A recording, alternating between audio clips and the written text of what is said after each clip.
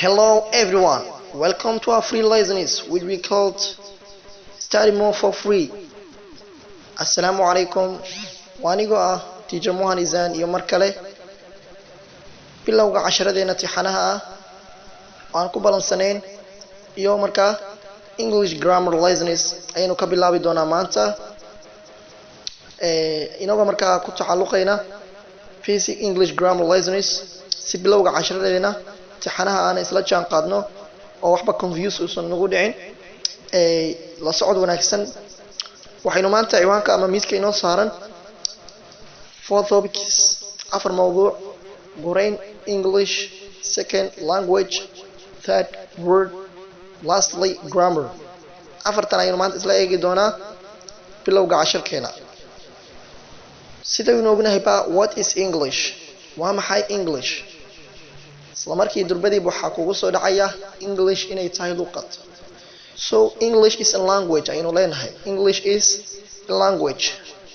Ingiriisku waa luqad. What is language? Waa maxay luqad? Language is the medium of expression of our feeling and thoughts. Language is the medium of expression of our feeling and thoughts. Haddaynu macnayno luqadu waa udubdhexaadka hadalka taasoo lagu cabiro dareenkeena iyo fikirkeena. Si kale haddaan u iraahno luqadu waa marinka hadalka aan ku cabireyno dareenkeena iyo fikirkeena. Another way luqadu waa habka lagu cabiro dareenkeena iyo fikirkeena. So language is the medium of expression of our feeling and thoughts. Next, what is word? Waa maxay erey? Word is a set of letters which has a perfect meaning. It's called word. What is word? Waa maxay erey? A set of letters waa xarfo isu tagay which has a perfect meaning taasoo sameynaysa macno hufan micno quman micno sax ah ayaan waxaynu leenahay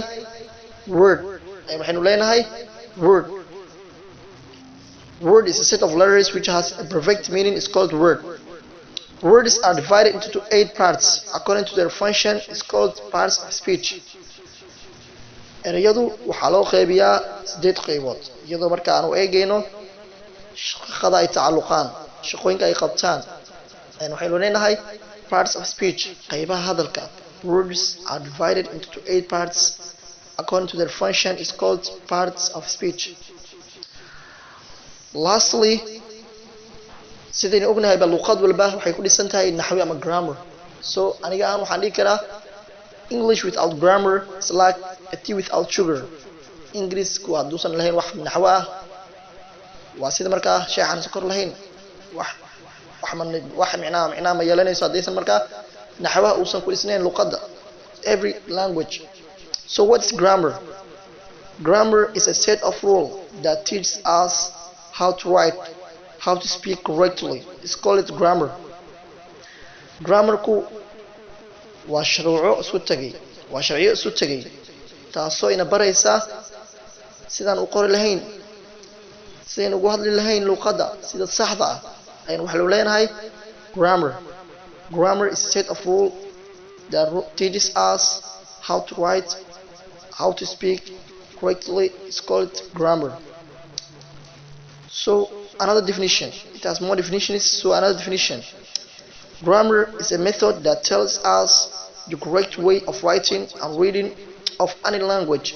Luqadu waa hab taasoo inoo sheegaysa nidaamka muwadada aan u qori lahayn ama aan u akhrin lahayn ama aan ugu hadli lahayn luqad kastaaba. So that today our lesson halka ayaan kusoo gabeynaynaa.